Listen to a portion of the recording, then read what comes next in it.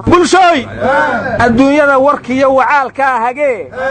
waagii baryaba kalamaan ka eeg wixii soo kordhiyo siduu yahay wacyi war heesta aad qalatay abwaan salaad cabdullaahi cadlaa lahaa waxayna ahayd war ninkii helaa talo wacan helee wariyaha xaq dhowr marka goormaad kalamaan ku dartay yaa heesta kalamaan ku sheegay war adanatatiida waa qaladi maqal waanadu waxyeeladu diid wariyaha xaq dhowr ahayti warniyo heesta waad qaladee waa hayay ka soo kacay hayay horta kaalay anugu waaba yaabaye kalamaan ma wariyayaala midda kale xaq ninkii dhowraa la xaq dhowraaye wariyayaashu maalin kasta dadkii xantaana sidee loo xaq dhowraa aryaadhaha waataan anigu shalay idin idhi inkaar qabe wiilkayo anoo qaldan baan ku dhalay dabeed waxaan galay jabhado dadkaan soo dili jiriyo dhacbaan kugu soo korsho beriga qaybti lamaadaan idiin haaya waxayna tahay markaad doqonnimaa dhammaysay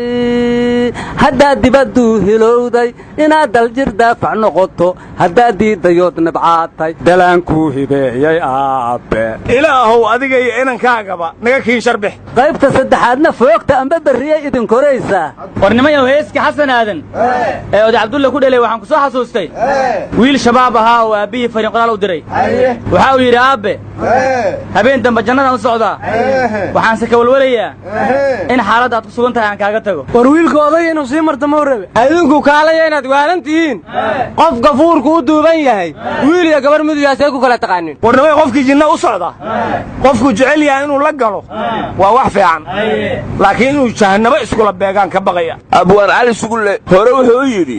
adaan idinkala garan maynee guulaysta shalay muxaadiradii shiikh kinyaawi rabay inuu ku qabto hoolkii ku yiilay lambar 4 agtiisa dadkii ou qaadi waaye aasay waxay buuxsameen lambar 4 iyo eraboorka inta ka dhex leh kadibna amniga inuu qalqalgalaa inya laga cabsaday dadkii sunta dadka ka ilmaysiinaysa lagu kala raacdeeyey shiikhiina wuxuu yidhi 2,000 ilaa 4,000 malaysahaya inay ii imaahayso laakiin 10,000 ilaa nus malyan maanba u fadhiyo yidhi dad gaaraaye mugga dadku hayga raalli ahaadeen meel qaadoo weynaan muxaadirada dambe ugu qaban doonaa how yidhi war adeero dadka ma tawxiidku u qabanayay aryaa dadkaanu waa ahlu tawxiida dhegayso mugga waxaan dhihi lahay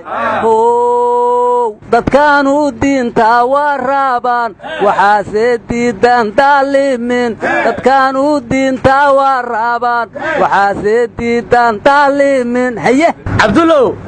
muxaadara iscafis bay ahayde shabaab iska cafi adiga heraminaan shabaab cafiyo allabiyo ma cafiyo warnimayow hoolkii jeega baaquligu isugu tegi jiray oo falaashka heesaha loogu shidi jiray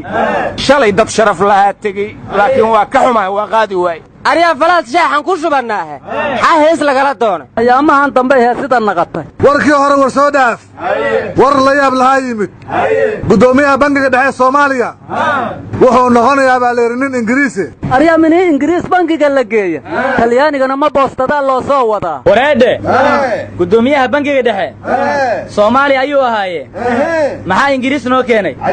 mise bersona nogaraata ayuu noqday naw war ingiriiska annagaa lahayn waxaan isku nahayna british somalilan warnimayo bini aadanku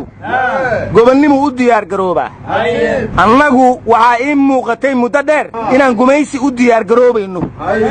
sababtoo ah waxaan nalaga waayey meel dhaqaale yaallaan ama lacagu taallo qof soomaaliyahoo lagu aamini karaa nalaka waayey taasina waxay keentay ama keenaysaa in marka dad shisheeyaa iyo ingiriis nala kugu dhiibo dhaqaalaha war masaasada awlaadiinaad maysiinka aamini karo ku waraabasan anugu nimada waxaan la yaabanahay soomaalida meel lacagu taalla haddii loo dhiibo hadday iska cunayaan ingiriiska maabateedka ka xihan asagu wax ma cuna miya maya laa saraqnaa walaa nahabnaa waaye nimay anugu waxaan maqli jiray dawladii waa hooyo marka hooyana waxaa ugu xunaa layidhi midii caanaha ubadkeeda lagu aamini waayo marka maamadu hadday caanihii iska cabbayso ingiriisku ha noo joogo war nimayow hooyo si kastay u xumaato habar shisheeyay dhaantaa adigana shaaqshaaqdaada dabacaddeeyo doora gaada ayaa loo maleeyaa heshib naga dheh arnimayaa siiqii bakaaraa habeenaataas gubtay alaabtii xamaala dirnina dabkiyaa qaaday hadda ka horna marar badan waa kii gubtay marka waxaan la yaabanaa siiqaan waxa gubaayoo dabka la daba jooga ayaa yihiin dabada ha laga gale suuqa bakaaraha dhowr goor oo uu gubtay baan goobjoog u ahaa marka inkastoon ka xumahay dadka ku hanti beelay waxaan arki jiray mar kastuu gubto dhismayaasha gubta kuwa ka qorxoonaa laga dhisi jiray mugga in mar kale la dhisaa loo guba miya bakaaruhu waa gubteen dhegihii shacabkaa bartayoo sidee lagu baajiya war dabka suuqa waxaa u gurmada oo damiyey dabdamisyada shirkadda hormuud laakiin waxaan la yaabanahay shirkado dalka ka shaqaysta oo aan dadka waxba u tarin dahabshiil weligeed hal dabdamis xataa ma keenin aryaa dahabshiil waqooyiyay dhistaahe koonfurxaa ka galay war ciddii meel uun dhistaa waa dadaashee waxaan ku talinayaa suuqaa waddooyin ha loo bixiyo ili ilma dhowrto dabku waa soo noqon karaa anina ma intaas ka darafaday dadka dabaqya dhisidii hortiisna ka dhisi buushkii laku gubi lahaay ilaahay iimaankay geliye war gudoomiye ku-xigeenkii guddiga doorashooyinka qaranka xilkiyaa laga xayuubiyey macalximanimadii guddigana waa laga xayuubiyey arkaas waxaa u baashay aryaadhaha maxaliima yareeyaa xilki laga xanyuubiya waa yaabkaas war xaliima yarey lagama xayuubine ku-xigeenkeedii oo taleefonka cabdiraxmaan cabdishakuur kula hadlay waaye war ma haysiine guddiga soo celinta hantida qarankaa la magacaabay marka dad badanoo dhul badan iska dhistay in laga soo naqi rabaan u malaynayaa dadka qaarna waxay leeyihiin siyaasad la rabo dad badan in lagu sumcad dilo ayaa ka dambayso war aniga dhulka layga qaatay ma ii soo celinayaan guddigaas dhulka adleto dhul qofleew dhul qaran ma war mid ka mida musharaxiintii puntland wuxuu magacaabay guddiga lacag soo celinta marka waxaa laga rabaa xildhibaanadii lacagta ka qaatee dooran waayey inay dib uga soo celiyaan war ma haysaana cabdiweligaas farriinuu xildhibaan u diray baana soo gaartay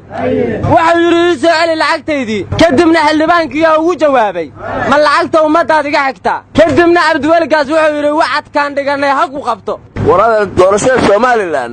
laaluush laguma bixiyo oo muuse ma lacag la'aan baa layska doortay anuu nool ma arki doonaa iyadoo qofka damiirkiisa lagu dooranayoon doolar lagu bixinayn adeer fadlan lacag ka shibooy way kalfadhigii aqalka sare iidoo intii loogu talagelay ay fadhinaa la soo xiray haddii la soo xiro shimaa maxkamadda la geeyhaa golaha shacabka weli waa furan yahay arro warnimayow gudoomiyaha cusub ee baarlamaanka puntland warar weyn ayaa ka soo baxay waxa uu yidhi dawladda hadda jirta 2 sano unbaa u hartay labadaas sanana wax khilaafa oo na dhex maraya